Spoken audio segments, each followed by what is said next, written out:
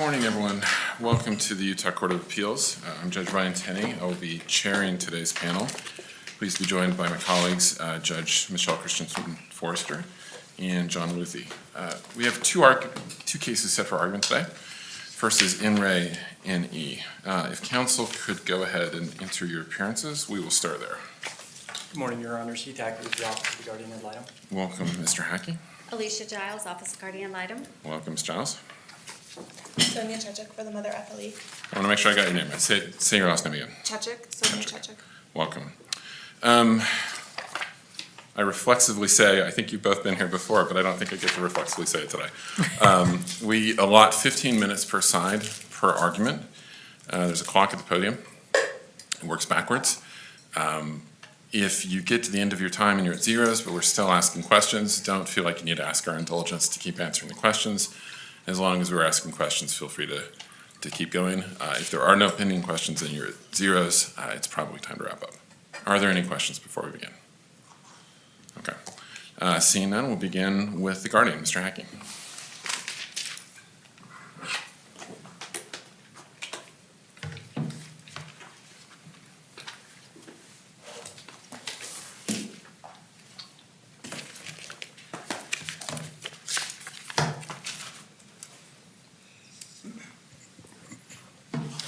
May it please the Court, Heath Hackey on behalf of the minor child.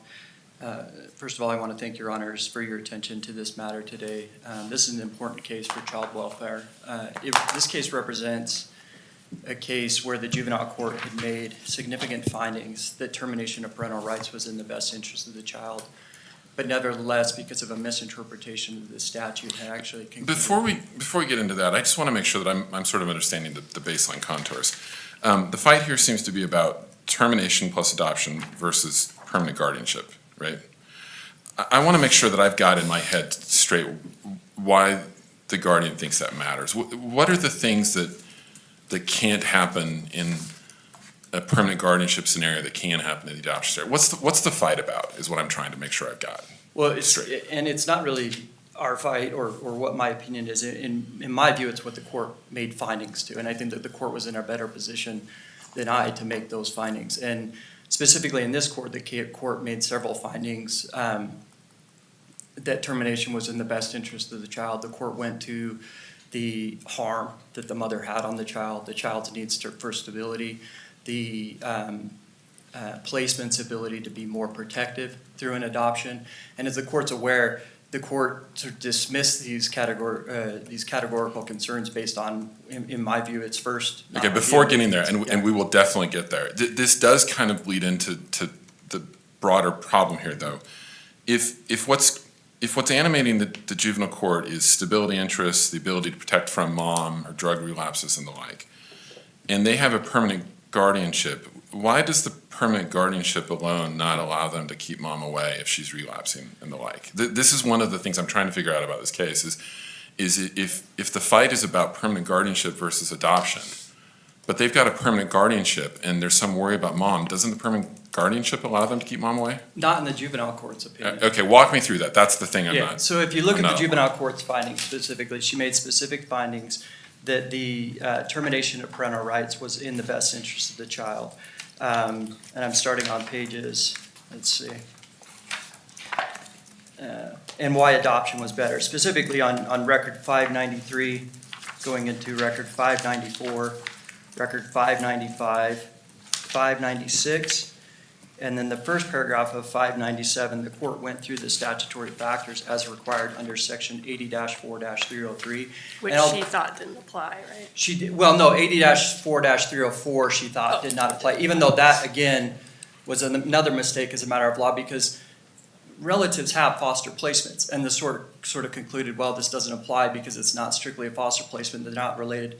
That was a mistake under law. We pointed out statutes where that does apply.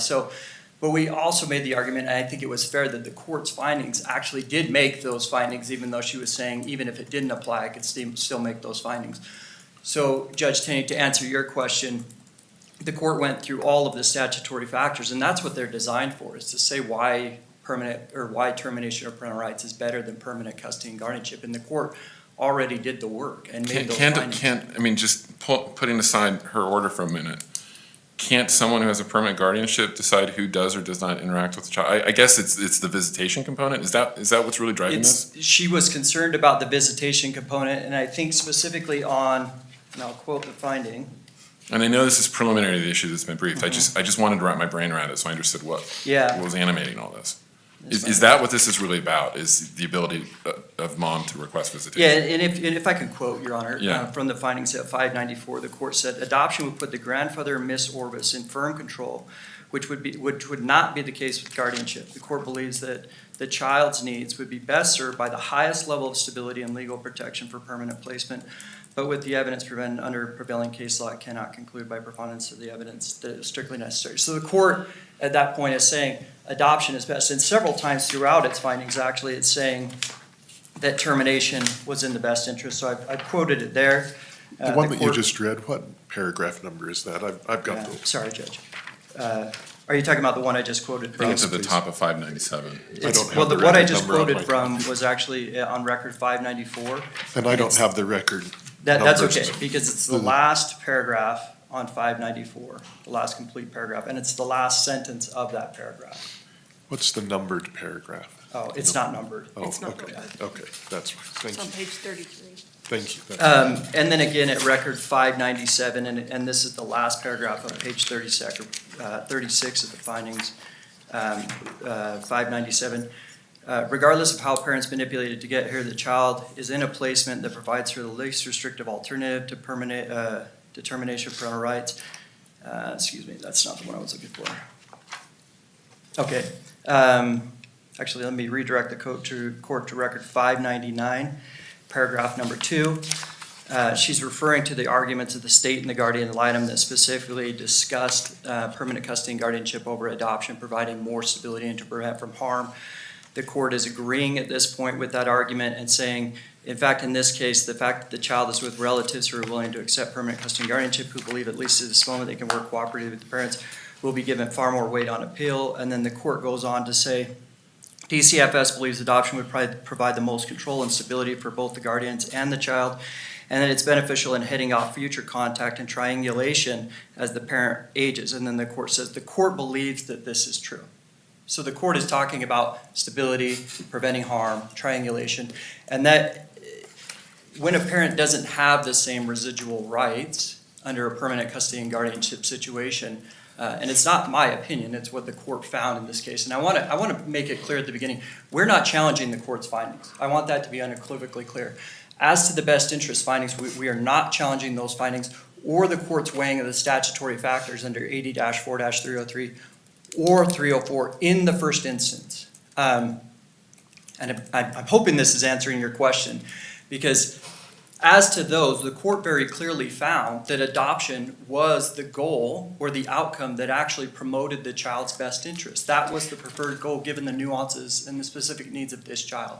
Yes, Judge. But why, and I might have a hard time articulating this because when you're talking about adoption, termination adoption versus permanent custody and guardianship, this enhanced stability that the court sort of talks about, how is that not a categorical determination, basically, that adoption offers more stability than a permanent guardianship? Well, it's not in the sense that the court made specific findings why that sort of a determination was, why this child needed that type of categorical concern. And that's all as- that's required by the Supreme Court. And the Supreme Court has clarified that in Yeah. fact, the court could take into account those differences. It just, one, couldn't be dispositive, and two, had to be specific as to the needs of this child.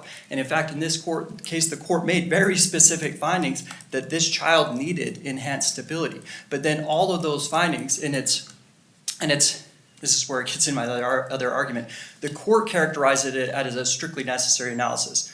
That's not what the statute reads. The statute reads strictly necessary to promote the best interest. It has to be viewed in the context of the best interest and not in an isolated fashion. Okay, And that's so one way, just getting right to that part of all this, one way I think to read the juvenile court's ruling, and this is certainly a way I think that mom is giving us as an option to read it, is that the district, or the juvenile court, I'm sorry, has this whole section about the best interest analysis. It's got a separate section with a subheading about the strictly necessary part.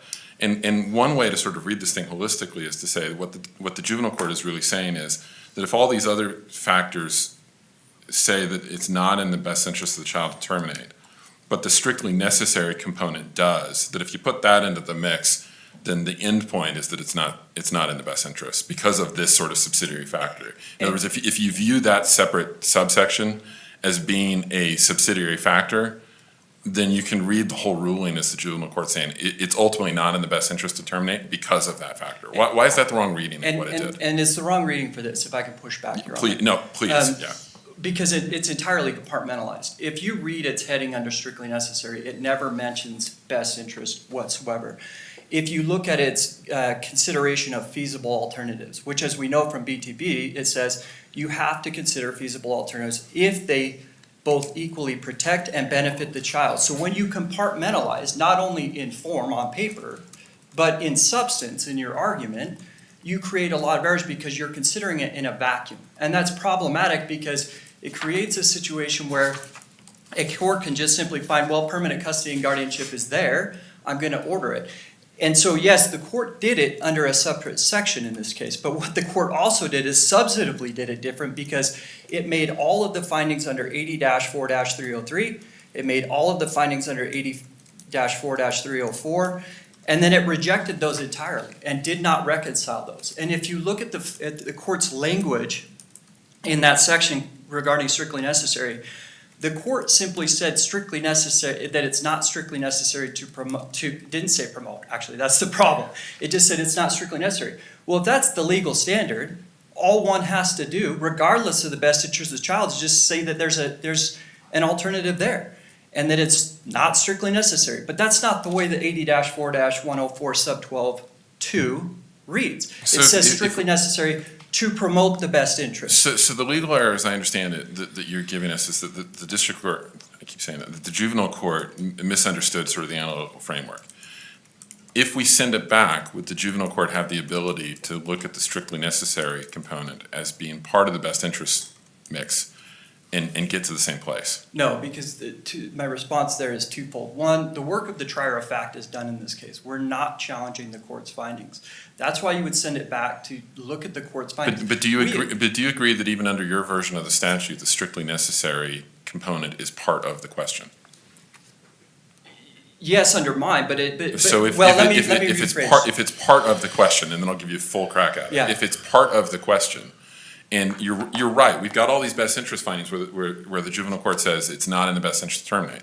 But then we have an entire different subsection where it says, I can't find that it's strictly necessary to terminate. If you're agreeing that it's part of the analysis, and we send it back, why can't the juvenile court say, well, if it's part of the analysis and I can't find that it's strictly necessary, then that to me sort of tilts the balance overall. Why couldn't it say that on remand? One, and I think this goes to the heart of what you're saying, is when you say strictly necessary is part of the analysis, therein lies the problem with the court's finding in this case. The question is not, is it strictly necessary? It is it strictly necessary to promote the best interest? And here, that's where the court messed up, because that encompasses all of the problems when it just considered strictly necessary in a vacuum. So all of the court's findings. In your view, what work is the strictly necessary phrase in that statute doing? Well, the phrase in the statute is not strictly necessary. The phrase in the statute is strictly necessary to promote the best interest. And if you look at the court's findings here. Right, so what work is that, or what work are those two words doing? Okay, so to promote the best interest necessarily draws all of the 80-4-303 factors in. It draws all of the which findings the court made in support of termination.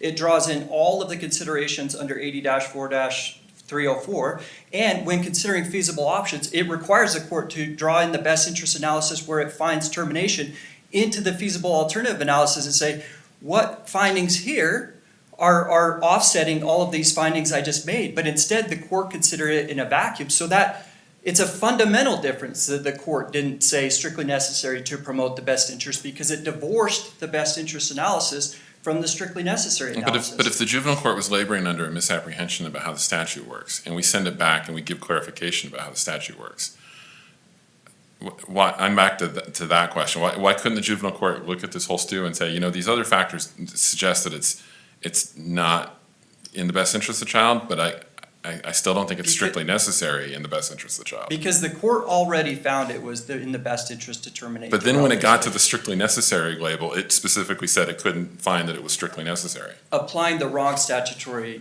language. So if you correct for the statutory language, and now we're taking into account all the court's findings and best interest as part of that analysis, and we're taking into account the court's interpretation, the categorical changes, then the analysis on that entirely changed. If we accept the findings as is, which are all in favor of termination, when I we have get a to that question point- on that. Yes, point. Judge. That if we decide that we need to remand with instructions on how the law really works and say, weigh this again, you said that the fact-finding work is done. I'm not sure that that's correct, because when we remand in these cases, the juvenile court then does a evaluation as of the time of remand. Isn't that correct? Well, are you talking about a present tense? Yes. Yeah, but that goes to questions as to the findings and as to the facts and as to the evidence, which we're not challenging. So the present tense would weigh in if we were challenging the findings. If we were saying that the findings weren't correct, the court at that point. But our challenge is to the court's application of the law. Well, And- even if we were to agree with you that on your challenge that the court misapplied the law, we can't just remand and say, apply the law correctly to the facts you already found, ignoring the present reality. We can't do that, can we? Well, I think if what we're saying, if all of the court's findings, and I asked this court, if you read the court's findings, the only finding in support of the alternative, permanent custody and guardianship, is that it was a relative and available. That's not the legal standard. So if we correct for that, then the findings that we're left with is the court saying termination is in the best interest of this child. That is, in my view, That was the its court's finding, findings. that was its finding at that time. right. But we're required to tell the court, here's how the law works.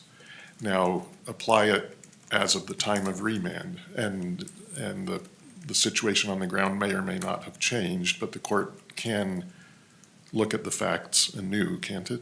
And Judge, just to push back on that, I think Sure. that would only pertain if we were challenging the actual findings, that the court would look at it anew and say, now that I'm conducting a new trial, and our position is that trier of facts, the job's done, it was done at the time, court found termination was in the best interest. We wouldn't remand for the court to look at it present tense because we're okay, we don't object, and in fact, we think that the court's findings were appropriate in terms of the best interest analysis. So the present tense at that time would only be if we're putting on an additional trial for additional findings, which we're not asking this court to find. But piggybacking off of Judge Luthie's question, if we remand, we would be agreeing with everything you just said. We'd be saying that at the time of that ruling, the district court had the wrong analytical model. But then here we are 2 years later, or whatever it would be, and the present tense inquiry would be whether it's in the best interest of the child at that point, wouldn't it? And so then if at that point, the circumstances on the ground had changed vis-a-vis whatever factor, why couldn't the juvenile court reassess in light of what we said about how the statute operates? My response to that would be no, because we're not challenging the findings. And the court, it's not as if when the court made all those findings to terminate, looking prospectively, it said something might change down the road, right? The court at that time of termination was saying it's in the best interest. Would it be precluded, though, on remand from looking at whether anything had changed down the road in the intervening years? It depends on what this court's remand order is. If the remand order is to terminate parental rights consistent with the court's best interest findings to terminate, then no, the court would not be doing that. It'd be entering an order to terminate parental rights, consistent with the correct application of the law. So I get what you're saying, that the argument that the juvenile court made an error of law in its application of the law, be it statute or what it thought the appellate courts had told it to do, in its analysis of, but I'm struggling because its analysis of what was in this child's best interest still encompasses whether termination is strictly necessary to promote the child's best interest. You can't separate the two out. You just made the argument for me. But the court did that in this case. The court did exactly that. Because I agree with everything you just said, Judge. I agree that you cannot, under the law, or in any reasonable sense, because it takes focus off of the child, right? The statute is replete with examples, the case law is replete with examples, that we are here to promote the best interest. It was later codified after this case in 80-4-301. Some of the case law was codified saying, in fact, it expressly said you have to consider strictly necessary alongside 303 and 304. I'm not making this up. You have to keep the focus on the child, which is what BTB said. But to your point, I agree with you. But that, unfortunately, in this case, is exactly what the juvenile court did. It compartmentalized. It didn't take into account all of that because it felt under its interpretation of the law that it could just determine whether or not it was strictly necessary to determine. And that's not what the law says. It says strictly necessary to promote the best interest. And the other thing that I would add to that is the feasible options, which is what the court relied on here, also asked the court to look at feasible options, the language of BTB and AH, feasible options if they equally protect and, I can't remember exactly what the language is, sorry, promote and benefit, or protect and benefit the child. Right. And that necessarily requires the court to look at what's best. So you have a case where the court is ordering an alternative, not looking at how that, whether or not that equally protects and benefits the child, but does it in a vacuum and does not, in its interpretation of the law, read both of those together, which it was required to do under the statute. Can I ask a question about, I know you're not challenging the factual findings, but one thing that struck me, and I think is very important, and maybe the court didn't make any factual findings about this, is that grandpa and grandma are not married, and only grandpa can adopt this child. And it seems like, as the juvenile court was going through its analysis and considering the circumstances of this family and this child, she kind of forgot that it wouldn't be grandma who would be adopting, it would just be grandpa.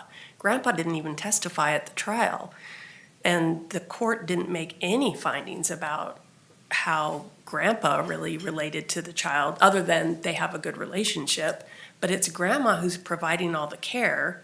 And if mother's rights are terminated and grandpa adopts, there's no necessarily stability related to the person who's actually the caregiver of this child. May I respond? With 2 Please. points. First of all, the court did make findings to that effect. The court knew what the circumstances was, in fact, received evidence. However the evidence was received, it received evidence. The court was well aware that they weren't married. And notwithstanding, Where are those findings? I didn't see them. I think it goes to where it's, let me see if I can find it. And I know Don't worry about the clock if that's Don't what worry you're about about to the say. clock. Yeah, okay. We're good. and I think it's in the factual statements, which are extensive. Let me see if I can find it.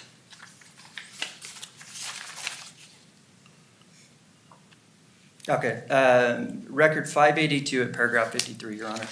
Mr. Ellingsworth, grandfather, Miss Orvis are not married, but have been domestic partners for years. Miss Orvis has known Mr. Powell. I apologize, Your Honor. I'm using their names, reading from the record. And so the grandfather and his paramour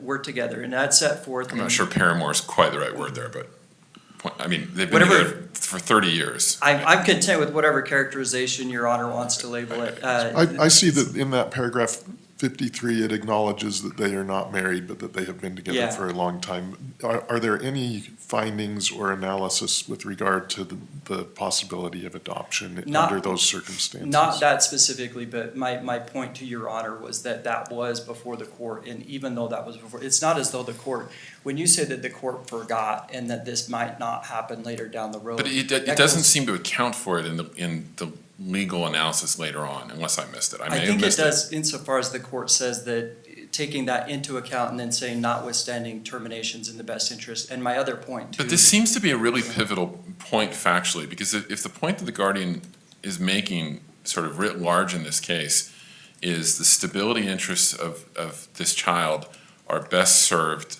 by termination and adoption.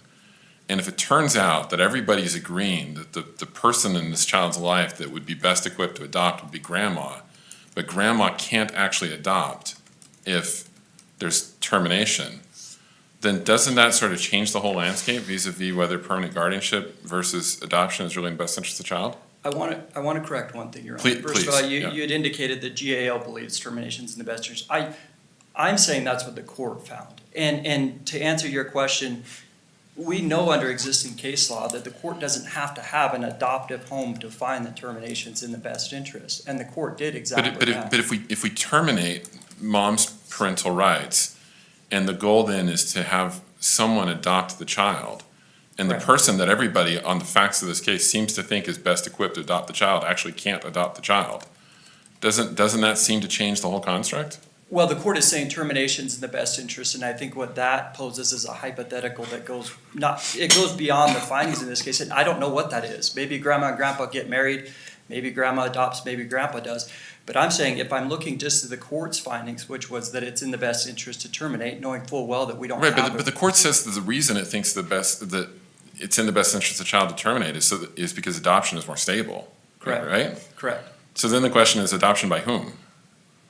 The court would determine that at a later point when a petition's filed. I don't know what that would look like. But what I do know is that the court found that that outcome was in the best interest of the child.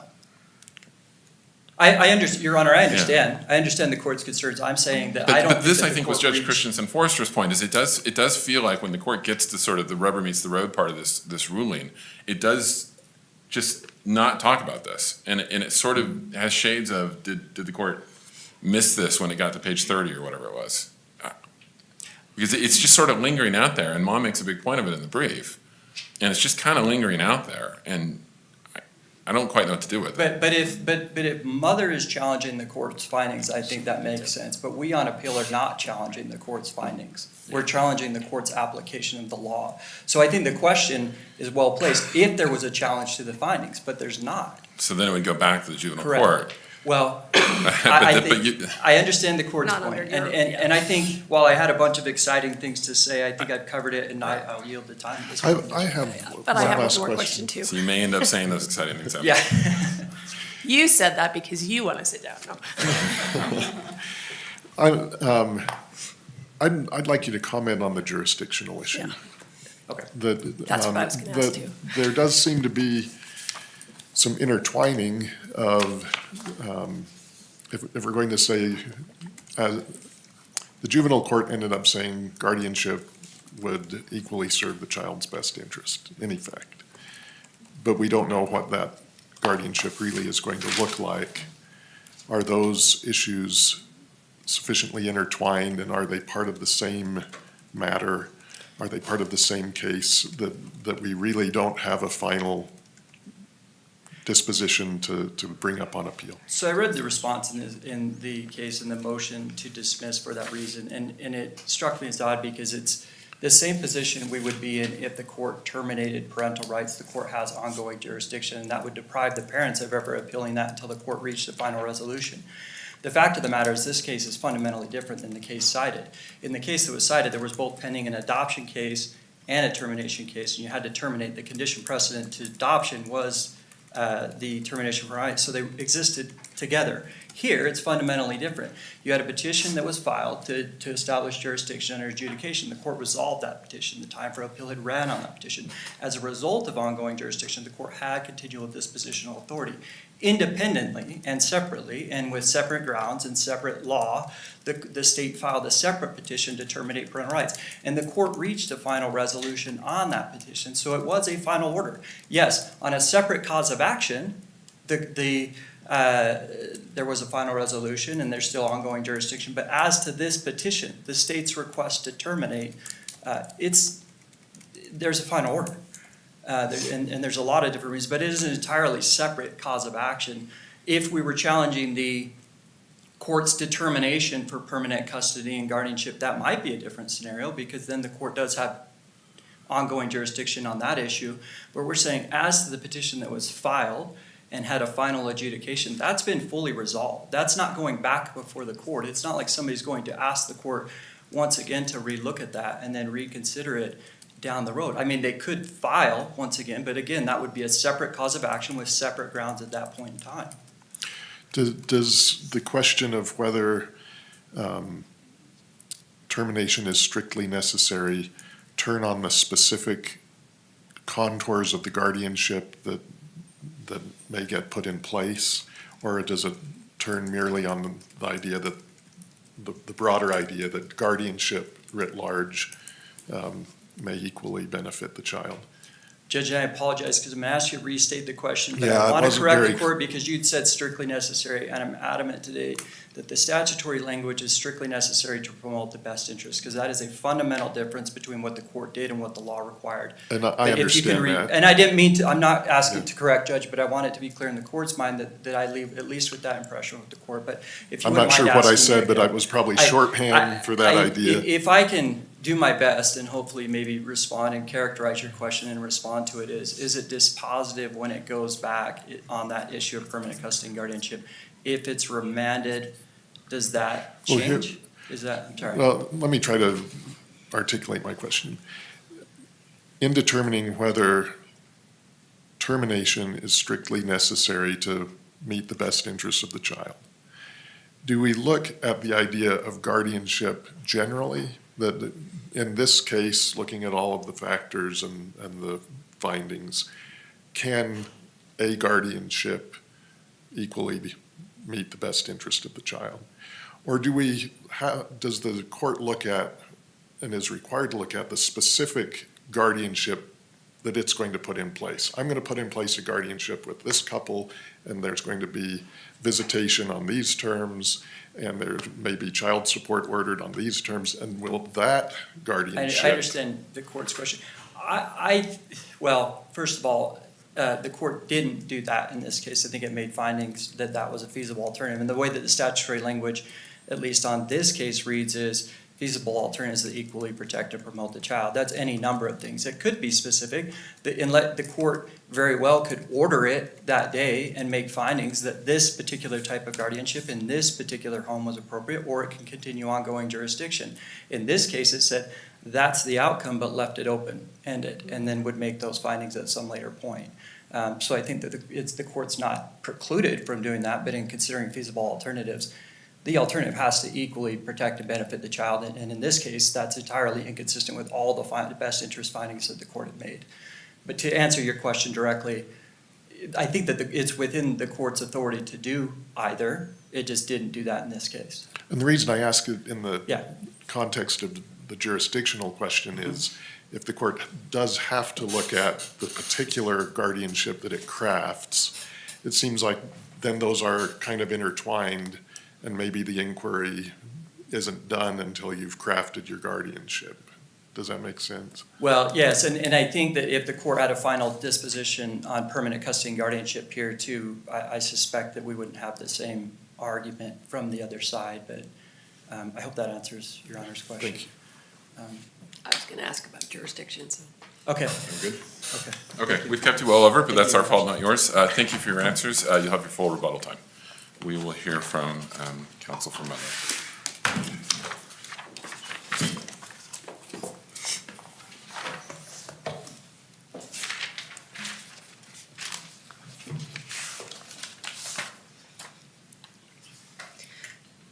Good morning. Sonia Chechuk for the mother appellee. To be clear, where a child is in a satisfactory relative placement, and where the placement strongly prefers custody and guardianship over adoption, a juvenile court would be remiss to impose an unwanted legal structure on a family that is suitable in all other aspects. This is the guardian's brief, and this is a case about imposing an unwanted legal structure on a family. The permanent custody and guardianship is suitable for this family, or not only suitable for this family, but well suited for this family's particular needs. The juvenile court has already determined as much 4 times, and if the case were sent back on remand, it would be the exact same outcome. Can I take you to this question that the Guardian is posing about whether the juvenile court got the analytical model wrong? As I understand the Guardian's position, I'm going to mangle it maybe.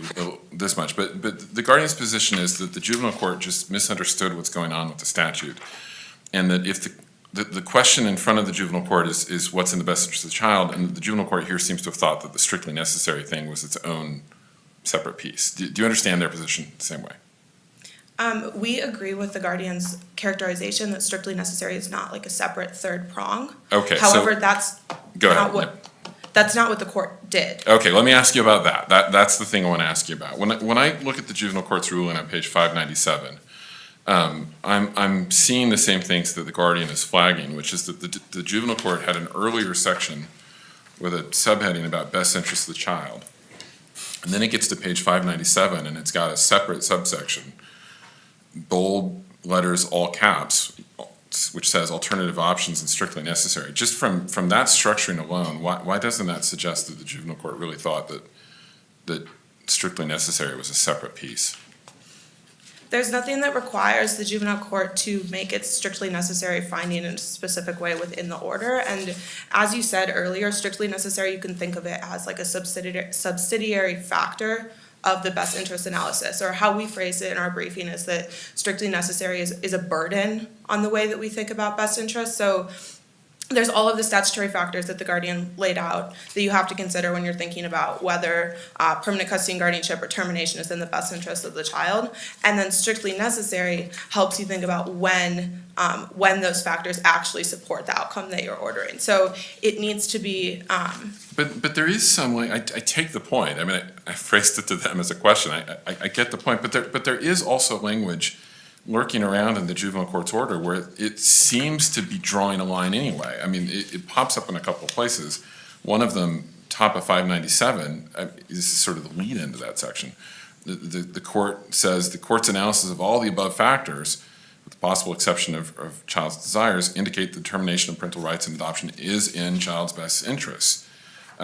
Later, page 599, it talks about the prior case law, and it uses the word categorical. Elsewhere, it talks about how it feels bound by our cases to the contrary.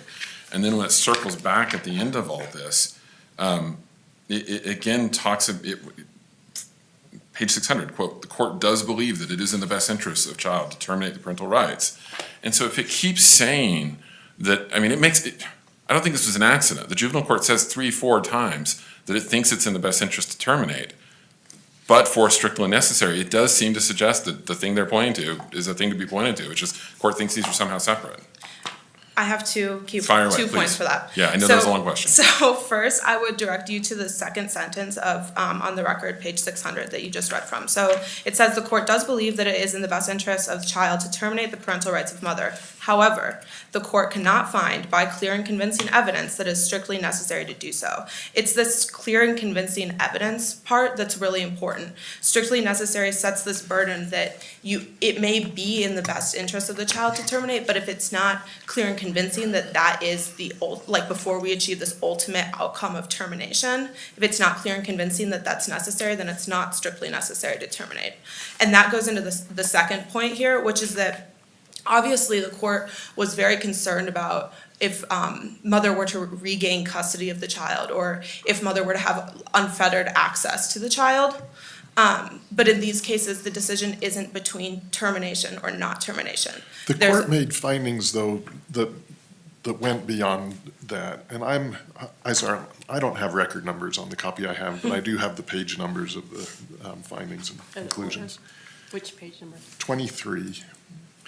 So the internal 23? Yes, the internal 23. Findings 584. 584. Finding 66.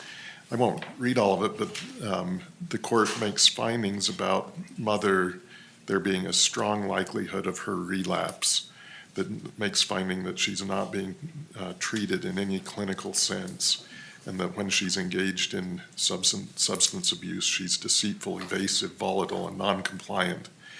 And then internal page number 38, the court, well, on 37, the court talks about that this causes real problems for a guardian, and talks about that in the broad sense, but then on page 38 says the court has observed this dynamic in its own interaction with the parents during reunification efforts in this very case and foresees that it will continue. as long as the parents have any hold on the child and her guardians. How, all of those findings seem to say guardianship is not gonna work in this case. How do we square the idea that, well, it's still in the best, how do we square the court's ultimate finding that you're identifying with those specific findings? This goes to the finality problem, actually, because when the order that's on appeal had not resolved the issues of parent time and visitation. And so the court ordered permanent custody and guardianship, but we didn't know the scope of what that order would look like until the parenting plan was ordered, I think, 8 months later in April. And so we don't actually know whether permanent custody and guardianship could equally benefit and protect the child, like the specific permanent custody and guardianship arrangement, if that could equally benefit and protect the child, the same as termination, because we don't know exactly what that would look like. And I think that's what the court is struggling with today, is that we, like, part of this analysis for whether or not termination is strictly necessary depends on if there's another option that could equally benefit and protect the child. And Mother argues that permanent custody and guardianship is with the correct restrictions. You could, for example, impose restrictions on mother being able to see the child only if she's been sober for a certain amount of time, or only have visits where they're supervised. And that would account for some of these concerns that you're raising. I think there's some logic to what you're saying, but it also goes against the explicit finding here, again on page 38, that the court foresees that these problems that it's identified will continue as long as parents have any hold on child. And which sounds like it doesn't really matter how we craft this. If the parents have any residual rights, we're going to continue to see triangulation and a problem. Two responses to that. First, there's a specific finding by the court on, I don't know your page number, but on page 602. We'll translate it for you. Where the court found grounds exist to terminate, but there is a less restrictive alternative that equally 41. serves the needs of child, according to the current case law. Sorry, while Judge Luthi gets back, can you start that again? So you're looking at Which page, I'm looking at record 602. and Paragraph. which paragraph? Sorry, I don't have the Oh, no, paragraph you're good. number. Paragraph 9. Okay, Thanks. okay, I see it, yeah. Yeah, and I'm pointing you directly to the language that says that the permanent custody and guardianship equally serves the needs of child. And so even though, and therefore it is not strictly necessary under these circumstances, because permanent custody and guardianship is in the best interest of the child. So even though the court made those specific factual findings, its concerns were clear, but it looked at the record as a whole. It looked at all of the factors that we consider when we're doing the best interest analysis, which is holistic, and found that it actually supports that permanent custody and guardianship could do this equally benefit and protect the child. So that would be my first point there. My second point would be, I lost track of in your question, That's actually. okay. If we were to disagree with you and say we think the court was thinking about our case law wrong and instructed to apply it the right way, do you agree that the court would do that based on its existing findings, or would there be a re-looking at the facts and making facts as of the situation on the ground today, or upon remand? Yeah, your question is what would happen if this case were remanded? Yeah. If it were remanded, it would lead to the same outcome. It would lead to a permanent custody and guardianship order, and that would be based on a present tense analysis of the child's. Are you saying you would have to, or are you saying you think it would? I'm saying under CCW, it would have to do a present tense analysis, and you do the present tense analysis based on the date of the remand proceedings. Right, but in terms of, I think I was seizing on the other part of what you said. Maybe I misheard you, but I think you just said that it would have to determine that a permanent guardianship was in the best interest of the child. But The record would support that finding again. The record already supported it when it made its finding in this order.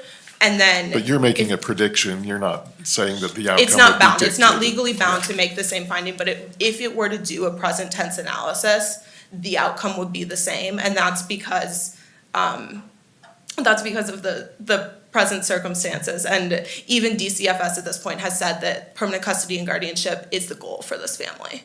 So, given that consideration. And that reminds me actually, to follow up on your earlier question, the other reason that the findings support, despite the fact that there are findings on the record about mothers' like ongoing drug use, there were these other findings going to Judge Christensen Forrester's point about grandparents not being married, and another finding that I don't think that's come up yet, that the child expressly wants time with her mother. She wants her mother to have a little bit of custody, I believe is the quote.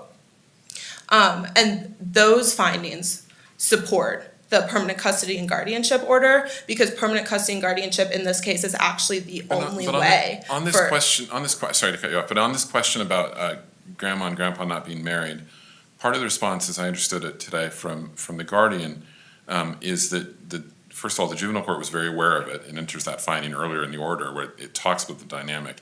And then when it gets to the sort of legal analysis part of its ruling, it doesn't really account for it. So why don't we read that to suggest the district court, the juvenile court, didn't really think this adoption dynamic what sort of militated either way, that it just didn't buy the pitch you're making. You see what I'm saying? Because I think that's part of their response, is that if the juvenile court had thought that that was an important dynamic, you'd think that the juvenile court would have said so sort of later on, and it just doesn't. That's a good question, and I mean, it's kind of a curious omission. It's one that we've been kind of going around with on both parties of what to make of the fact that the juvenile court doesn't really grapple with it later. And I'm still a little struggling with what to make of that silence. ultimately, although the court didn't discuss it didn't discuss the complications that would arise from grandparents being unmarried as far as what would happen for adoption, it supports the finding that it's not strictly necessary to terminate, and given how in-depth the court goes about how it seems really hesitant to say that permanent custody and guardianship is the order. It seems like it wanted to terminate. So I mean, the fact that it didn't. It outright says so a couple of times. Right, exactly. So the fact that it didn't, because it found it was not strictly necessary, it may not have said, I'm doing this because the grandparents aren't married and the adoption would get really complicated, but that could have been in the court's mind when it's making that determination. I think I think the fact that the court said it was not strictly necessary, despite its own reservations, Yeah. supports that finding, even if it's not expressed. I would also like to talk about the jurisdictional issue. Mother proposes that this court lacks jurisdiction to hear this case because the order is non-final, because it has not resolved all of the claims and rights of the party, specifically because it has not resolved mom's residual rights, her parent time and her visitation. I wonder if we were to adopt your view on this, if the court had ordered termination, would there be a final order in that instance? Yeah, yes. So you'd say in these cases, whether the order is final or not turns partly on whether termination is ordered, but if permanent custody and guardianship is ordered and no termination is ordered, that you've still got to wait and look at how does this guardianship play out? So the finality turns on, if you're looking at the more flexible standard in juvenile court, it turns on whether or not there's been a permanent change to the legal status of the child. And if you were to terminate rights, or if you had terminated rights in this case, then there would have been a permanent change to the legal status of the child, because the legal tie between the child and parent would have been permanently severed. And part of the reason that more flexible standard exists in the juvenile court is partially because when you terminate a parent's rights, they're removed from the proceedings, so they need to be able to appeal right away to be able to take care of the rights that were just lost. Seems In like- permanent, Sorry to interrupt you. It seems like that a key word in your analysis is the child. that we're looking at is the child's status changed, and it doesn't really matter, your argument may be as to, has the parent's status changed, that we really are just focused on the child's status. Has there been a change in the child's status? Would that be one way to articulate your analysis? Right, because in these cases, we're always concerned about the child's best interests, and the child's status in this case, the legal status didn't change because the child was still under DCFS custody until the parenting plan later on, and the court ordered the end of the case, which is why we're saying that it's not final under that standard either. So under that standard, if the court retains jurisdiction to monitor how things are going and maybe change what the guardianship looks like, do we never get final until the court says, hey, I think things are looking good and we're terminating our jurisdiction? At what point do you have finality? The court is statutorily required to resolve the issues of parent time and parent visitation, and the court didn't do that. So had the court, it's a slippery slope to say it's just when the court decides it's final or not, or when it's finished it up, but had the court in its order ordering permanent custody and guardianship laid out the specifics of the permanent custody and guardianship arrangement, that would have supported it being a final order, because we would have known the scope of mother's rights. We wouldn't have had these lasting questions about how that would function. And the concern for finality is that we don't want successive appeals in the same litigation. And in this case, if you construe the first order or the order that's on appeal as final, then there's a potential for a successive appeal of the parenting plan that is inherently tied to the order that's on appeal. And that's a problem. We've got you at zeros. Do you have any pending questions? Okay. Thank you very much for your argument. Thank you. We'll hear from the Guardian on rebuttal. I know this court is tempting me to talk about the findings, but I'm going to be reluctant. We're not challenging the findings, and I think that's a big part of the court's struggle in going into some of the specific things, and I'm not going to talk about them. The court has some questions about the marital relationship between the parties and so forth. We're not challenging that. Nobody's challenged the court's findings. The only thing I'll say to that is that the court's entitled to the presumption of regularity, and this court gives that court deference to those findings, even if there are questions. What do you do with the case that counsel cited in Re ZCW? I'll read you the language. When an appellate court remands a case for a trial court to redo its best interest analysis, that analysis should generally be conducted as of the date of the post-remand proceedings, and the court must consider in some fashion any new evidence proffered by the parties. Do you agree that if we agreed with you that the legal analysis was conducted wrong and we remand, that the court could take new evidence and make new findings under ZCW? I think that the court, it depends on what the remand order is. If it's a correct application of the law and the court's bound by its existing findings, which is our position, then the only result is a termination petition. That's the only thing that is before this court on appeal, is the application of the law, not the findings. Nobody's asked this court to set aside those findings. So insofar as that's the case, Your Honor, ZCW is completely inapplicable. It's not a present tense because we're not taking new evidence. The role of the trial court in this case, from our opinion, is done, or from our position is completed. It's merely applying the correct legal standard, and if the court looks to the correct legal standard with all of the findings supporting termination, even to the lack of findings regarding the feasible alternative, the only thing you are left with is termination of parental rights, Your Honor. And I was just going to restate that very point in simple terms, because I'm simple. While we may remand the analysis, if we agree with you, while we remand to redo the analysis, it's to redo the analysis based on the facts that were already presented, correct? That the findings that the court already made. That's yes, and I appreciate Your Honor simplifying it. I'm confusing it, so we make a good team, Judge. I appreciate you simplifying that for me. There are does that respond to the question, Your Honor? Yes. There's a few things that I want to clarify. First of all, Can I ask you one question Yes. before you sort of move on. It seems to me that at the time that the juvenile court undertook the trial and the analysis in this matter, it was under the impression, based on maybe certain case law from this court, that that recognizing that there's a tension between, obviously, why are we here in the first place? There's a tension between parental rights and there can be a tension between parental rights and a parent retaining some rights versus what is in the best interest of the child for stability and for permanence in their life.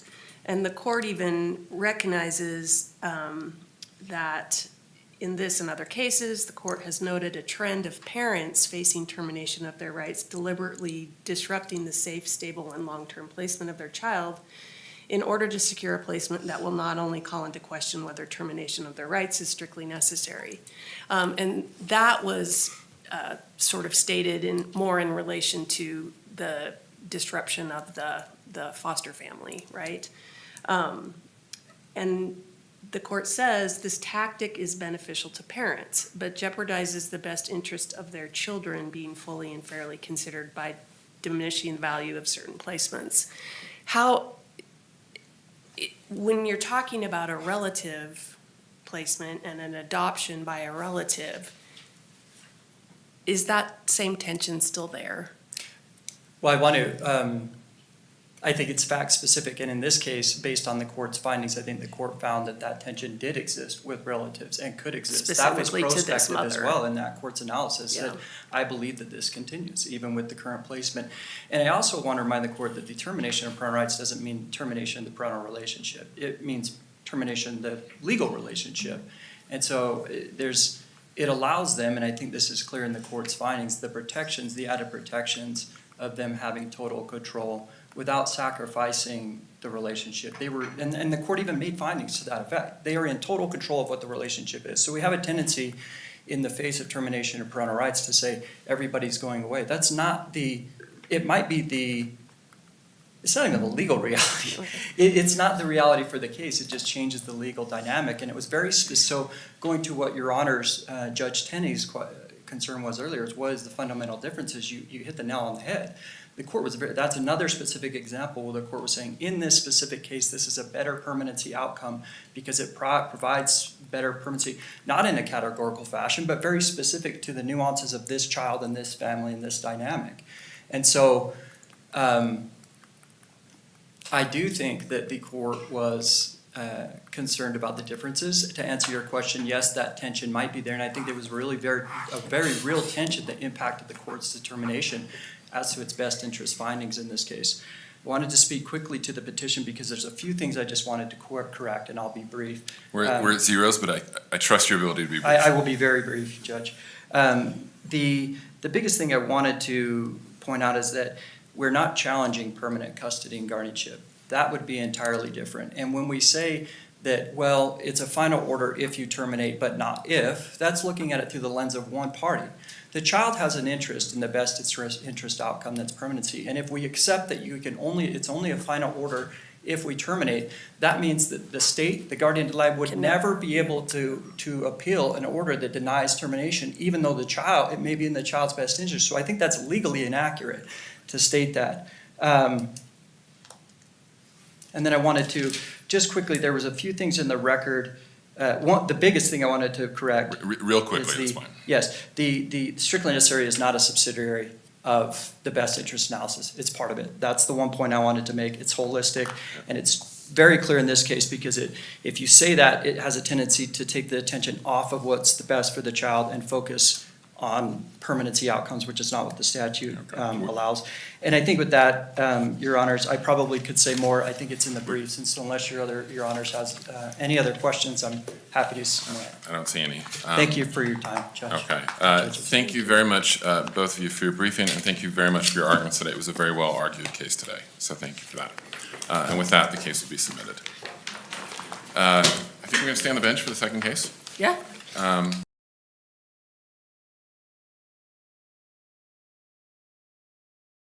you.